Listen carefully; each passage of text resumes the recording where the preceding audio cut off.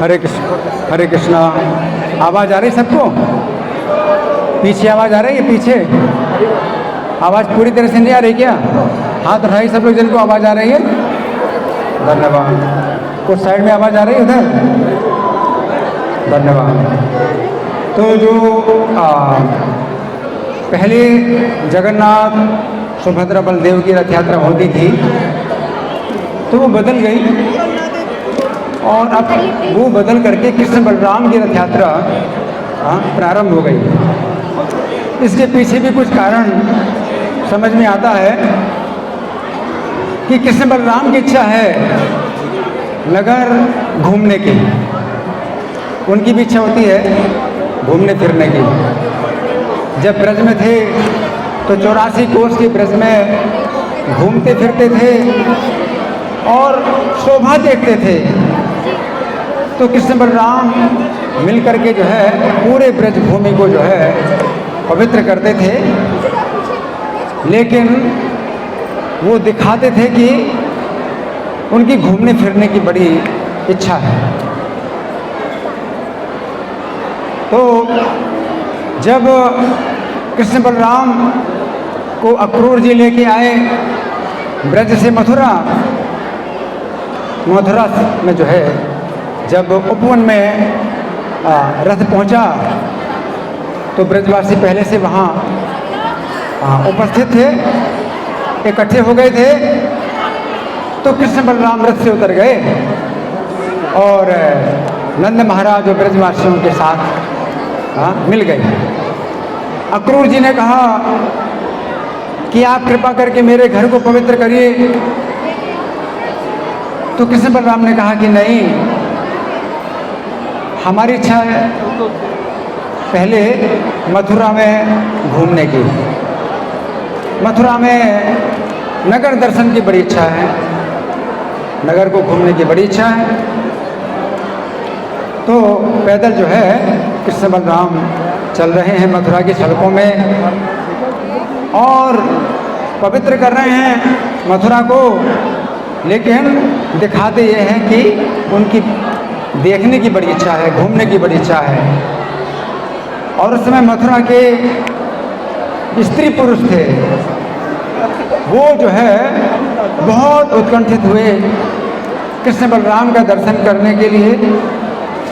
और पुरुषों में ज़्यादा तो स्त्रियां हैं जो कि उत्कंठित हैं उनका दर्शन करने के लिए। स्त्रियों को कहा जाता है अबला, उनको ज़्यादा स्वतंत्रता नहीं होती है कि हर जगह जाएं, तो अपने घरों के अंदर से दर्शन करती हैं, अपने घरों की छज्जों से दर्शन करती हैं कृष्ण बलराम का, और कोई कोई दीवार की ओट से दर्शन करती हैं और कोई कोई झरोखों से दर्शन करती हैं कृष्ण बलराम का। और उनके नेत्रों का उत्सव हो रहा है कृष्ण बलराम का दर्शन करके। और जब कृष्ण बलराम चलते जाते हैं तो एक धोबी मिलता है, कंस का धोबी था। तो वस्त्र मांगे कि भाई हमें कुछ अच्छे वस्त्र दे दो, तुम्हारा बड़ा कल्याण होगा। तो उसने कुछ उल्टी बात बोली तो श्री कृष्ण ने अपना हाथ मार करके ही उसका सिर अलग कर दिया। और वस्त्र जो है सब बड़े साइज के थे, कृष्ण बलराम के साइज के कोई वस्त्र ही नहीं थे। तो अपनी पसंद के उन्होंने वस्त्र उठा लिए।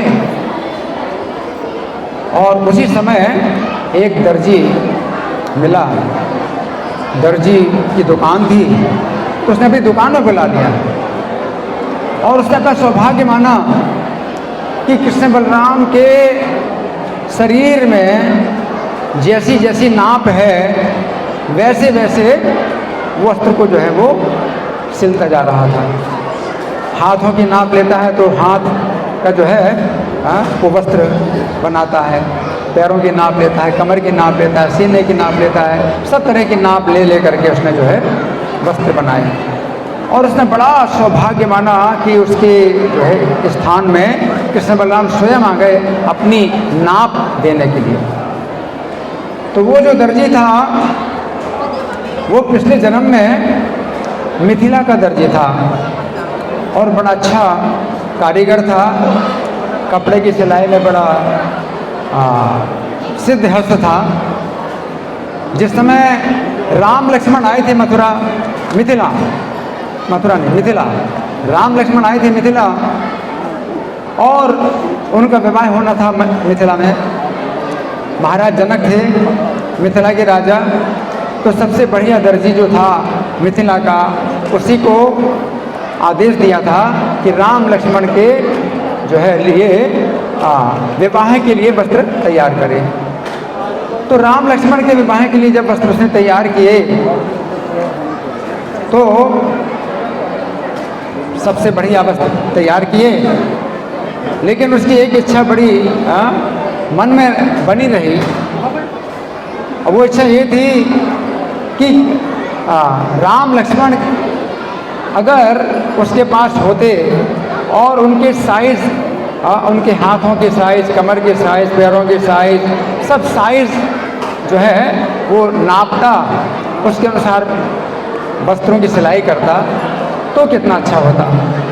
तो मिथिला का वही दर्जी इस बार मथुरा का दर्जी बना और उसकी जो इच्छा थी राम लक्ष्मण के साइज के जो है नाप लेकर के कपड़े बनाने की इच्छा थी।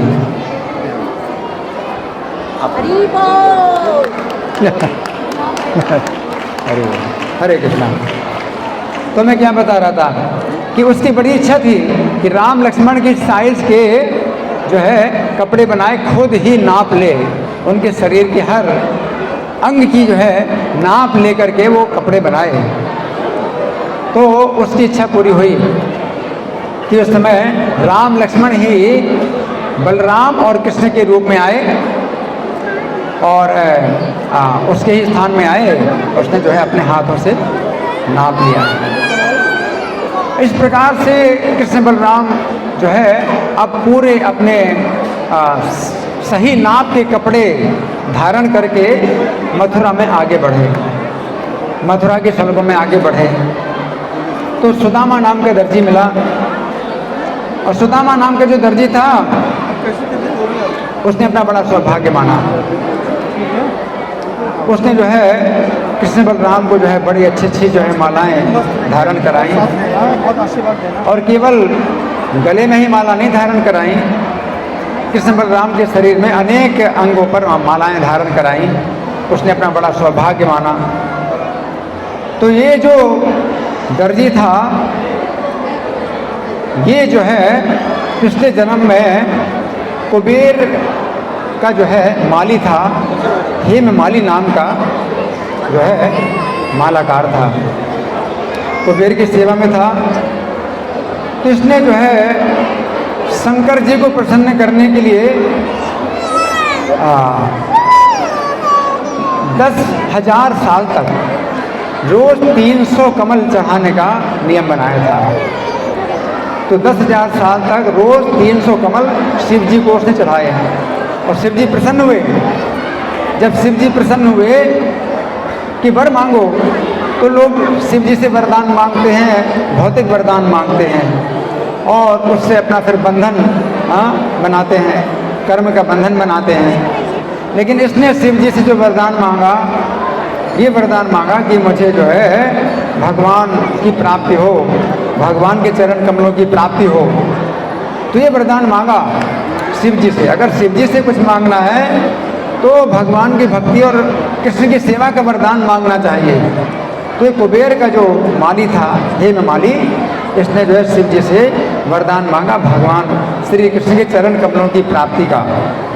और उस वरदान के प्रभाव से ये जो कुबेर का माली था, ये जो है मथुरा में माली बना और इसके स्थान में स्वयं श्री कृष्ण और बलदेव आए और उसके हाथ की बनी हुई मालाएं धारण की। इस प्रकार से मथुरा में श्री कृष्ण और बलराम जो है यात्रा करते हैं और नगर का दर्शन करते हैं।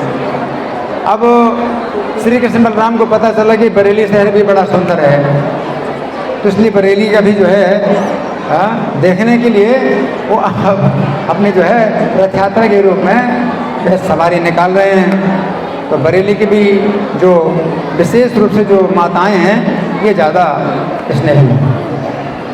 देखा जाता है कि माताओं में ज़्यादा स्नेह होता है। तो हाँ, तो कृष्ण बलराम जो है बरेली शहर में अब अपनी रथ यात्रा निकाल रहे हैं और बरेली शहर का दर्शन करने के बहाने पूरी बरेली शहर को पवित्र कर रहे हैं। हरे कृष्णा। श्री कृष्ण बलदेव रथ यात्रा महामहोत्सव की, श्रील प्रभुपाद की। तो बहुत बहुत धन्यवाद करते हैं प्रभु जी का, जोर से री बोलो। तो अब हम हमारे बीच में स्वागत करना चाहेंगे सीमा सुंदर गोपाल प्रभु जी को। तब प्रभु जी से निवेदन करते हैं कि हमारे रथ यात्रा के बारे में मार्गदर्शन करें। रथ यात्रा क्या स्टार्टिंग के 1 घंटा हमें रहना है या शाम तक रहना है, कैसे क्या करना है, उसमें प्रसाद ही पाना है, रास्ते भर प्रसाद पाना है या रस्सी खींचना है, क्या करना है? पक्का? चलिए प्रभु जी से भी कंफर्म कर लेते हैं। तो प्रभु जी हमारा मार्गदर्शन